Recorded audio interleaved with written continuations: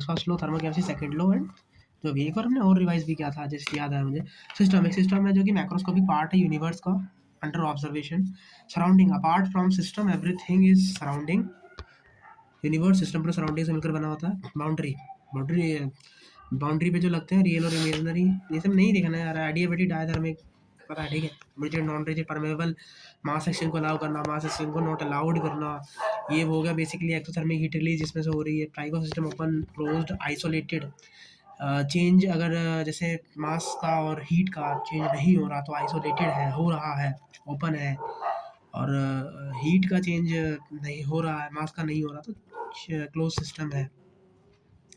Gas isolated system का perfect example है।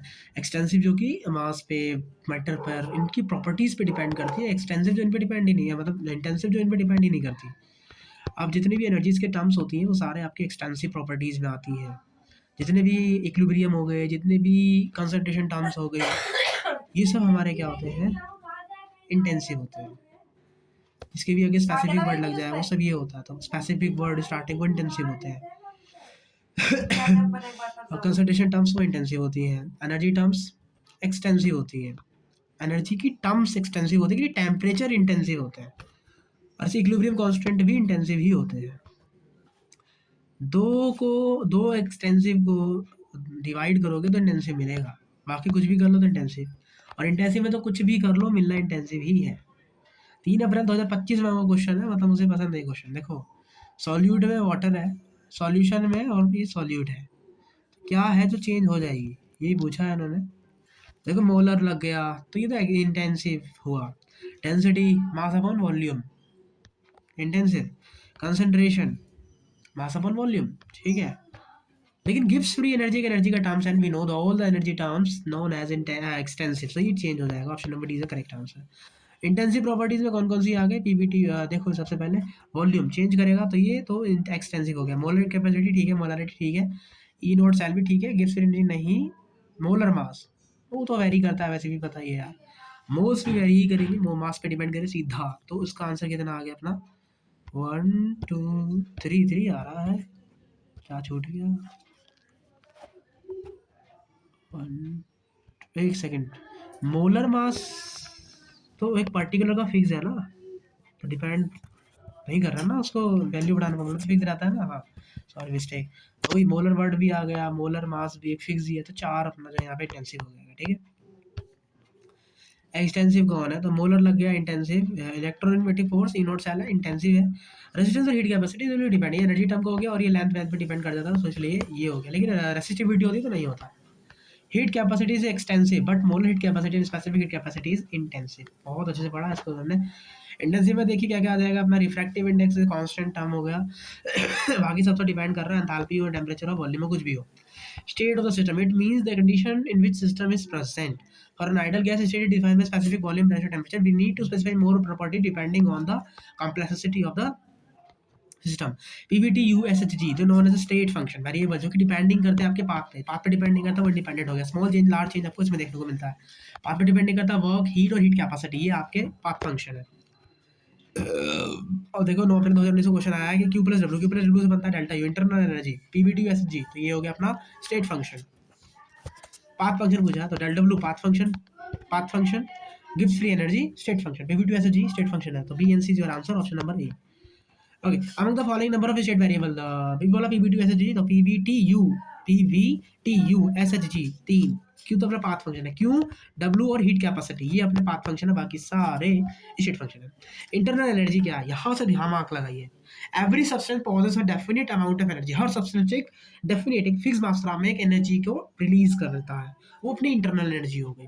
Composition of substances and temperature and pressure ये उसको अफेक्ट करते हैं, फैक्टर हैं जो किसकी इंटरनल एनर्जी में चेंजेस करेंगे, टेम्परेचर प्रेशर और कंपोजिशन क्या है।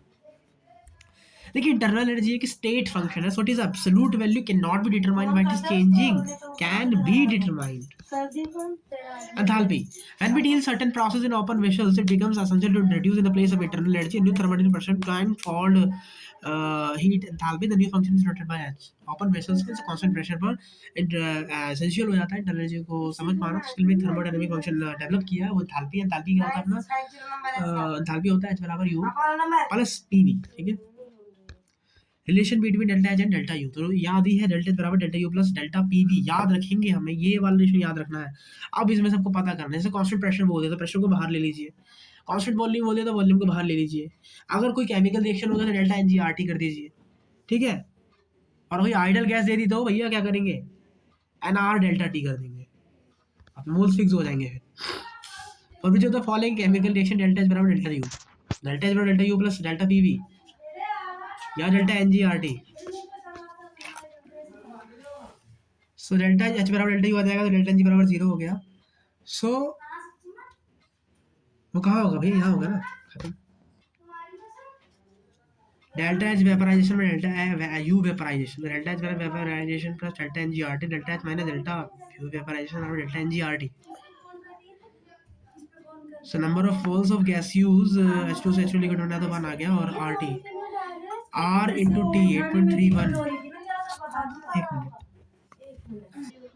Delta N G R T, तो डेल्टा एन जी 1 है, आर की वैल्यू 8.31 है, और टेम्परेचर 373 है, 8.31, तो ये अपना आ जाएगा 31 जूल पर मोल। आगे बढ़ते हैं, the difference between heats of reaction and constant pressure and constant volume, delta H delta U, constant pressure and constant volume है, तो पी भी कांस्टेंट है ना, डेल्टा में डेल्टा पर delta N G R T होगा, ये कहानी में देखने को मिलेगी। यहाँ पे ये कहानी, ठीक है। बेंजोइक एसिड है, कांस्टेंट वॉल्यूम है, heat of combustion constant pressure, delta P पे में दिया ना, पी बाहर है तो डेल्टा वी भी हो गया ना। पूछा क्या इसने, हीट ऑफ कंबशन पूछी है, दाल भी पूछी होगी और क्या पूछा होगा, delta U plus delta N G R T. Number of moles of gaseous 7 minus 50/2 मतलब माइनस हाफ आर टी। तो ये डेल्टा यू हो गया इंटरनल एनर्जी, और एक्स पूछा है इन्होंने, तो एक्स तो अपना आ गया ना, कितना आया 150, तो 150 आंसर है, simple. Heat heat may be defined as a quantity of energy which flows between a system that its surrounding on account of temperature difference. Heat always flow from high temperature to low temperature according to IUPAC system. Heat flowing into the, अभी तो पढ़ ही लिया यार, अगर system काम करेगा ना तो नेगेटिव होगा, मैं उस पर काम करूँगा तो पॉजिटिव होगा। खुद देख लो ना, सिस्टम अगर फ्लोइंग आउट करे तो नेगेटिव ही हुआ ना। मैथमेटिकल एक्सप्रेशन क्या है, इंटीग्रेशन डी डब्ल्यू वी, आप चेक करो क्या कहानी है। P external expansion होगा तो pressure against gas is expanding, compress, which is compressing the gas. Pressure external external minus P external delta V.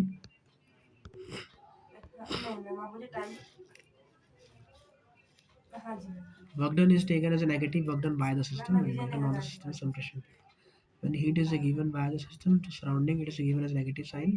Heat is absorbed from surrounding, it is positive. पता है recipe. Heat and work दोनों boundary phenomena है और dynamic form of energy में exist करते हैं। देखिए, एक बार लीटर का मतलब होता है 100 जूल, और एक एटीएम लीटर का मतलब होता है 101.3 joule. Minus V external DV, तो कांस्टेंट से वी एक्सटर्नल बाहर आ जाएगा, डीवी वी1 से V two, V two minus V one 9 software सुना होगा आपने, इसमें भी मैंने -1 इनटू 9 बार लीटर। मैं मैक्स तो मेरा अच्छा है, टाइम टेबल मेरा एक बार लीटर मतलब 100 जूल, क्या रहेगा, और लीटर में 100.13 जूल। देखा, 55 पन्ने खत्म कर दिए। Step forward by the system to changing its state is called process. Isothermal का मतलब होता है टेम्परेचर का कांस्टेंट होना। This is a combination of plots which do not represent isothermal expansion of an ideal gas. So जैसे ये कहानी यहाँ पे देख लीजिए। इसके बाद जैसे पूरा हो गया तो केमिस्ट का एक प्रीवियस सेशन आएगा, वहाँ से हम क्वेश्चन की प्रैक्टिस करेंगे आप, ठीक है। खैर वही सब क्वेश्चन होता है। P1/Vm, तो आइसोथर्मल प्रेशर कांस्टेंट है, मतलब temperature directly proportional to volume है। टेम्परेचर अगर डायरेक्टली प्रोपोर्शनल टू वॉल्यूम है, नहीं आइसोथर्मल है, सॉरी, टेम्परेचर कांस्टेंट है, तो प्रेशर डायरेक्टली प्रोपोर्शनल वॉल्यूम के, सॉरी इनवर्सली प्रोपोर्शनल वॉल्यूम के। तो ये एक रिलेशन एक ग्राफ हमें देखने को मिलेगा, और एक ये ग्राफ देखने को मिलेगा बी एंड, ये कैसे देखने को मिलेगा, क्या पूछा है उन्होंने, combination fit not represent isothermal expansion. Isothermal में टेम्परेचर कांस्टेंट होता है, तो ये तो रिप्रेजेंट कर रहा है, और सी भी रिप्रेजेंट यहाँ पे कर रहा है, पी वी एम और पी, तो बी एंड सी होगा। अच्छा, जो रिप्रेजेंट नहीं कर रहा है तो बी एंड डी हो गया। आइसोथर्मल एक्सपांशन, जैसे ग्राफ देख लो आराम से, जैसे पी वी है, पी वी में ये वाला ग्राफ हमें देखने को मिलेगा। इसे वॉल्यूम में जाना है तो वॉल्यूम के डायरेक्टली, देखो टेम्परेचर पे तो कोई खास फर्क पड़ेगा ही नहीं, टेम्परेचर तो कांस्टेंट ही है ना, तो मतलब वॉल्यूम इंक्रीज करता हुआ नजर आएगा। पीटी में ये कहानी होगी, बस सिंपल है, आइसोथर्मल कंप्रेशन होगा तो डायरेक्शन आप बदल देना, बस बाकी सेम चीज़ है। आइसोचोरिक क्या होता है, वॉल्यूम कांस्टेंट हो गया था, वॉल्यूम तो pressure directly proportional to temperature, और क्या है, कुछ नहीं। प्रेशर और वॉल्यूम में डायरेक्टली स्ट्रेट लाइन मिलेगी। अब ये ग्राफ बना सकते हैं, इसमें क्या ही लेना देना है। आइसोबैरिक प्रेशर कांस्टेंट है, प्रेशर कांस्टेंट है, ना तो वॉल्यूम के बारे में कुछ कह सकते हैं ना टेम्परेचर के बारे में कुछ कह सकते हैं। प्रेशर कांस्टेंट है मतलब वॉल्यूम डायरेक्टली प्रोपोर्शनल टेम्परेचर की, ये तो कह सकते हैं। लेकिन ऐसे ग्राफ बनाने हैं तो टेम्परेचर इंक्रीज करेगा, प्रेशर और वॉल्यूम डायरेक्टली प्रोपोर्शनल है, ठीक है। प्रेशर टेम्परेचर में प्रेशर कांस्टेंट है तो टेम्परेचर बढ़ना जो है स्ट्रेट लाइन आ जाएगी यहाँ पे सीधा। एडियाबेटिक क्या होता है, हीट का चेंज नहीं होगा तो क्यों जीरो है। ग्राफ ऐसे बनेगा, ग्राफ याद कर लो, पीवी का ग्राफ ऐसा होता है, ठीक है। साइक्लिक प्रोसेस क्या होता है, एक सिस्टम है, undergoes A number of different state, अलग अलग स्टेट से जा रहा है और फिर फाइनल अपने इनिशियल स्टेट पर आ गया तो उसको साइक्लिक प्रोसेस बोलते हैं। ये फिजिक्स में भी काम आएगा। It is said to have a complete cycle under process cyclic process.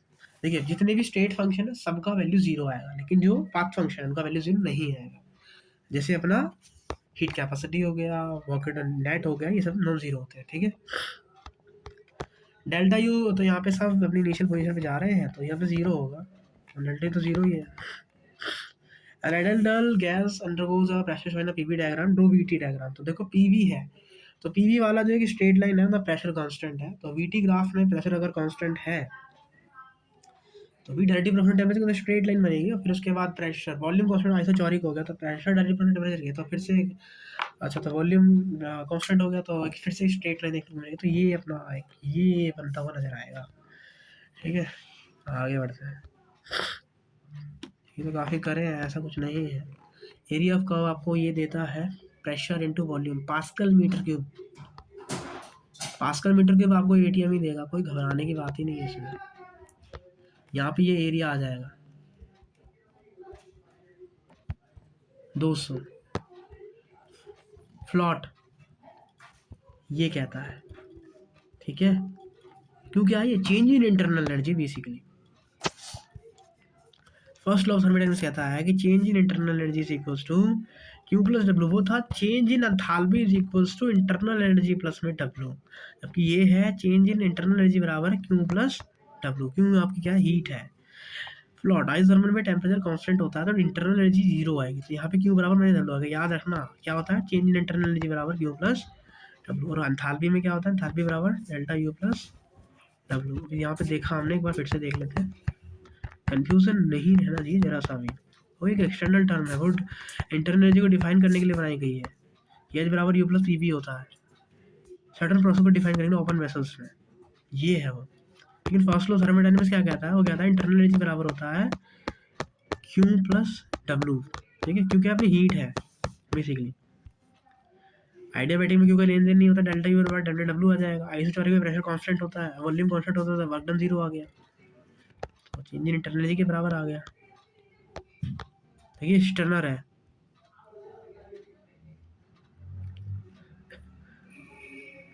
after opening the stopcock, the gas vessel from A expand the vessel B, and no change in temperature is observed in thermodynamics. Which of the following statement is true? ए और B को हमने stop pipe से connect किया है, ए को field कर दिया है हमने सर्टेन प्रेशर से, entire assembly is emerged in water and is allowed to come to thermal equilibrium with water. After opening the stopcock, the gas from vessel A expand into vessel B, A से B में expand हो जाता है। No change in temperature is observed in thermometer। देखो thermometer में change absorb नहीं होता तो टेम्परेचर तो कांस्टेंट है, मतलब एक सेकेंड, सो कुछ चेंजेस हो नहीं रहा है, सो इंटरनेट तो जीरो होनी चाहिए। देखो आप देखो कोई चेंज नहीं हुआ, ऑब्जर्व हुआ।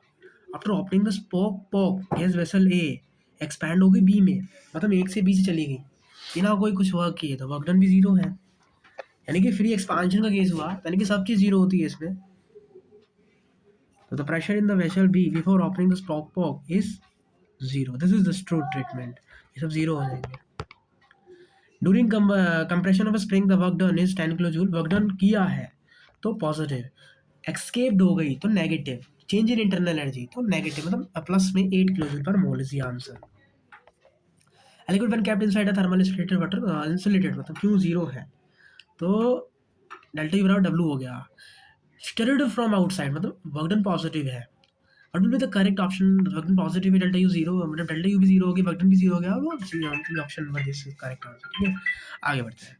When 5 moles of helium gas is expanded isothermally, isothermal temperature constant है and reversibly from 10 liter to 20 liter, the maximum work obtained। अच्छा, maximum work कितना obtained हुआ, इजी तो है ये भी।